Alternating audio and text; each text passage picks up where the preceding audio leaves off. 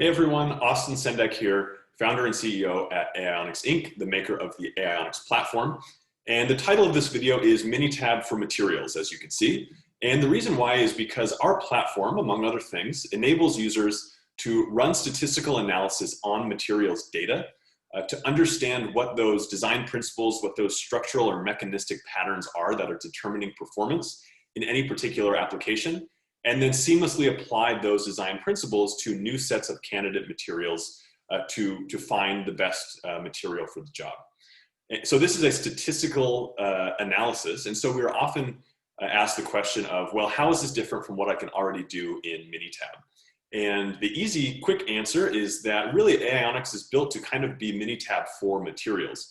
And what that means is that the way that our platform handles materials data enables you to build custom sets of candidate materials is really kind of beyond what you're going to get in any other platform. And so today I'm going to just take a few minutes and show you how the platform does this. And I also want to show you how fast it is. So it's only going to take us a few minutes to go from a data set that you might have in the lab of, let's say, 20 measurements on 20 different materials. And within a few minutes, we can build a model to identify the underlying factors there and then apply those factors to a new set of candidate materials. And so we like to talk about this as kind of the Netflixification of materials, meaning just like the way Netflix sees our watch patterns and says, hey, you like this movie, you didn't like this movie, well, maybe you should try this one. We're just going to do the exact same thing here. We're going to say this material worked well in this application, this one didn't. And so with that knowledge, we can now identify an underlying pattern and recommend something that we think might work really well. That's really all we're doing, and it's very quick. And so we want to show this to you and hopefully inspire you to take a look at whether the Aionics platform is well suited to the work that you're doing. So I will share my screen with you.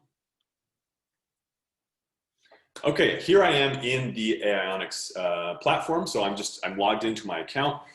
And we're going to start with a data set that looks something like this. So you may have a data set like this. This particular data set lists some common electrolyte formulations for battery applications. I have multiple components here, and each component has a specific concentration. That can be a mass fraction, a molarity, it can be whatever you want.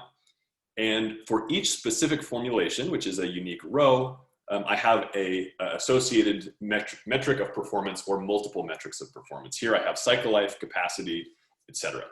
And I've just randomly generated this data. This is not real data, but just to give you a sense for what we might be thinking about here. So this is a data set of 20 measurements, and this is a great example of something that our platform can help with. So we're often also asked the question of how much data is enough data for these analyses. The short answer there is that you'd be surprised how little data is needed.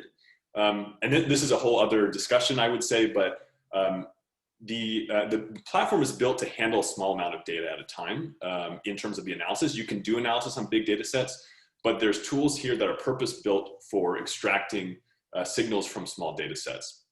It's also very quick to do. So the hope is that when you have a small data set of 10 measurements, you can say, hey, is there any signal here yet? Well, let me just take 10 minutes, run it through the platform and check. And the platform will give me outputs that tell me whether or not there's a signal there. So if there's not, you just found out and you only wasted 10 minutes, or you didn't waste it because now you know that you need to get more data. Or if there is a signal there, then you can start to really to apply that to enhance your next round of experimentation. So here's 20 data points. This is going to be enough. We're going to use this data for this analysis. So the first thing I got to do is I got to create a new data set. So I'm just going to call this data set sample data set, and I'm going to just drag and drop that CSV that I showed you onto the platform. So here it is. And now I'm going to build a model on top of that data. So I'm going here to the Models tab, create new model. I'm going to call this sample model, build it on the sample data set. And okay, we've got 5 steps here to build the model. So the first step is we got to say, well, what is the input? What is the output? The input in here is the electrolyte formulation. So these are substances, as they're called in our platform. They're chemical identifiers. And we have 5 different components in our formulation. So we're going to select components 1, sorry, 0, 1, 2, 3, 4, and 5. Anything tagged with an underscore concentration is automatically read as a concentration for that component. So these are all of our data set headers. And for the output, I'm going to say, I want to predict cycle life based on those 20 formulations and see if I can find some pattern there. So I've submitted my configuration, and that's step 1. Step 2 is now, I need to extract information on the structure and the function of these molecules that I have identified. And this is something that is really unique to the platform versus something like Minitab, where all I have to do is I have to say, how do I want to featureize these things? So in this particular case, I'm going to use this molecular featurization or molecular descriptor set. I'm going to do this for all 5 or 6 substance inputs here. And this is basically a default set of descriptors that the platform will automatically compute for your analysis. So I've gone through, I've selected, I want this molecular set, and here you can see within 3 seconds, I now have let's just open up this table so you can see it. I now have about 600 unique descriptors that have been computed for each formulation. And these are things that have to do with the structure of the molecules, the type of atoms that are involved, like number of fluorines, the spatial arrangement of molecules, the molecular size, and there's tons of them here, as you can see. These are all automatically computed within 3 seconds, and this will go into our analysis because this has now converted those molecular names into machine-readable numbers that a machine learning model can be built on. So that's our second step. Our third step is I simply want to standardize my inputs and outputs, meaning that I want to center them around 0 and make the standard deviation 1, so the units are all about the same. If I want to run a principal component analysis, I just have to click this box. I'm not going to do that here.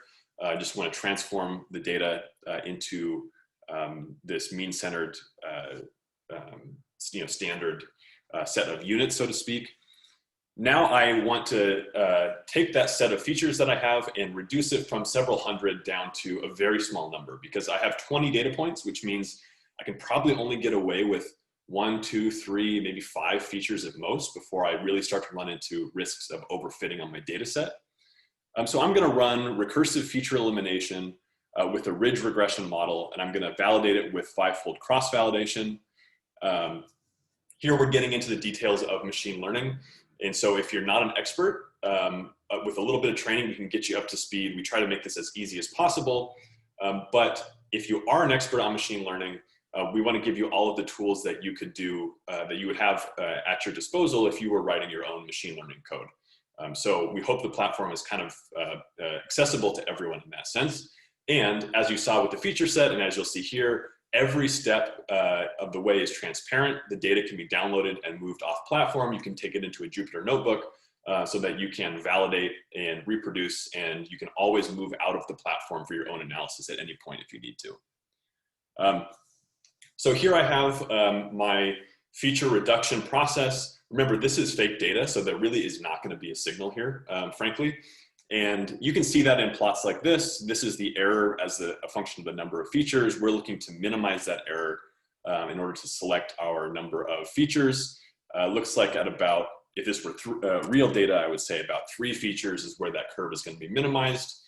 Oh, sorry, about 2 features actually. I'm going to select those 2. We know that because these errors are hovering, the RMS error, for example, is hovering close to 1. We know that there's actually not much of a signal at all in this data. Where the RMS error sits relative to 1 tells us how much signal there is relative to the noise. If it's around 1, basically there's no signal there. If it's 0.5 or less, you're starting to really see a good signal. And this tells you basically how much wisdom or insight can I get from this data set on the default descriptor set that we've used of 600 or so. This tells us really there's not much, not surprising because it's fake data. And by the way, if you wanted to add in your own wisdom and your own descriptors from the start, very easy to do. You just have to add another column into your data set, and that will be easily incorporated. Again, that's probably another video, but you can do that, so just keep that in mind. Here I see how well my model works. As you can see, my model is not working again because this is not real data. If it were working, I would have predictions right along this diagonal line. This is another confirmation to me that, hey, if I'm randomly generating numbers, I'm not going to get a good model. But hopefully, if you're using this with real data and there is a signal there, you're going to start to see it pop up right here. Now that I've reduced my feature space, I can apply more fancy models rather than just this ridge regression model. So here I'm gonna apply a Gaussian process, Bayesian optimizer, for example. And here another 3 seconds, I get this model trained. I can tune the kernel widths if I need to. Let's just say for the sake of time, I'm just gonna say, okay, I'm happy with this. I finalized my model. Now I can use that model to identify the new materials for screening. So take a quick pause and just show you that in this, what we've seen so far, what the platform has done that is beyond the scope of something like Minitab or Jump or Tableau is, I would say the main value add there is the automatic calculation of molecular descriptors, which is done within seconds from the push of a button, and really requires no additional use or no additional work from the user. We do a lot of consulting as a company, and so whether that's working with you to identify additional descriptors for you to add to your data sets, or we can develop those descriptors ourselves and kind of plop them onto your instance for you, so they're, again, repeatedly calculated automatically. We do that a lot. That's easy to do, and that can make your default descriptor sets better and better. So our last step is to create a design or a design of experiment. And we're going to do it around that data set that we've used. So I'm going to call this now sample design. We'll create the design here. We're going to configure it just in the same way that we configured the model from that data set, which is just to say that I have 5 substance inputs, and my output is going to be cycle life. So I submit that configuration, looks good. We'll move on to configuring candidates. Now here's where I have the ability to create the design space that I want. I can sort of build whatever custom electrolyte that I'm interested in. So I'm going to just come up with something here randomly. So I'm going to say, all right, DME, I want that at 20%, and DX, I want that at 20%. And then I want here's a set of organic molecules that I've curated. So there's 4,200 or 4,300 of them there. And I'm going to give them all a weight percent of 60. So that rounds me up to 100. This data set is, again, 4,300 unique molecules that I have down selected from our internal databases of hundreds of thousands of molecules based on their properties. So these are things that are melting points are favorable, they're commercially available, they are redox stable, all kinds of stuff like that. That's another area where the platform is really built for material scientists, built for chemists, is that you can build these candidate sets of materials and very quickly, very easily. And that's something that, again, is kind of beyond the traditional approaches or traditional software packages. My output model is the model that I just built for cycle life. So I just need to specify all of this. I've now set my candidates. And as you can see, I have 4,200 candidates total. And in my final step here, I'm just going to run the screening. So I'm going to say, well, I want to keep all candidates. I don't want to keep just the top, so you can see them all. I'm not going to screen based on the input space. And I want to find, let's say I want to find the cycle life with the highest predicted value, or the highest probability of improvement. So various acquisition functions that can be applied here. And now I'm going to run the screen. So this is usually the slowest part, where we're going to go through and make predictions for these 4,000 plus materials. Still extremely fast relative to doing a DFT calculation or an experiment. That's kind of the point of this machine learning based approach. But we're going to see here this happen in real time to get through all these candidates. And it looks like we are at about a quarter of the way through. And this is part of the reason why this one is running at the speed it's running, is because it's built on a Bayesian optimization model, which is a little bit slower to apply. Typically with, let's say, ridge regression models, you're going to see that this is a lot faster. But for Bayesian optimization, those models are non-parametric. They scale with the size of the training set. So if your training set is very large, these are going to be quite a bit slower. In this particular case, we can get through these 4,000 candidates within about a minute or two. If we wanted to get through hundreds of thousands, then we would have to wait maybe an hour or something like that. So as you can tell, I am just stalling now, waiting for our screening to finish, and we should now be done. So there we go. So 80 seconds to get all the way through the screening here.